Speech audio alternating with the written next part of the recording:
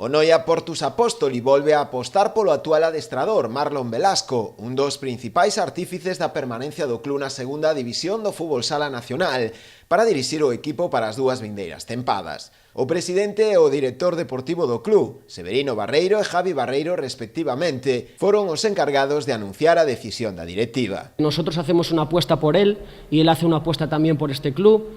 En nombre del club darle las gracias. Creemos que este proyecto a corto medio plazo puede tener un gran futuro.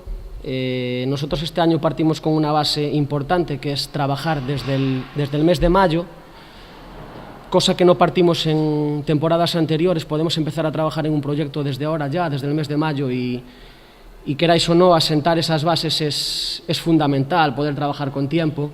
Darle las gracias a Marlon Velasco. Sabemos que está contento en el pueblo, en el club. Nosotros estamos muy contentos con él. Y bienvenido. Yo creo que hemos pasado la temporada pasada por momentos muy difíciles. Llegó este entrenador, amigo, que le puedo decir también.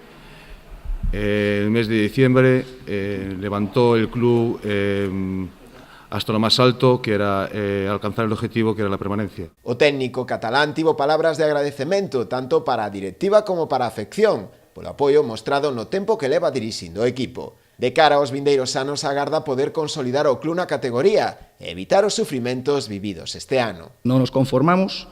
Yo soy joven, tengo poca experiencia, pero soy ambicioso e inconformista, y creo que el club también lo es. Estamos en un momento donde, bueno, después de 2 años en la categoría, después de un descenso deportivo, después de una permanencia deportiva, queremos consolidarnos a nivel club y a nivel deportivo, obviamente, ¿no? Empezar a ser un club e un equipo respetado en la Liga Nacional de Fútbol Sala. O club aproveitou a comparecencia ante os medios para comunicar tamén a ampliación do convenio de colaboración dun dos seus principais patrocinadores, como é Autos Patiño.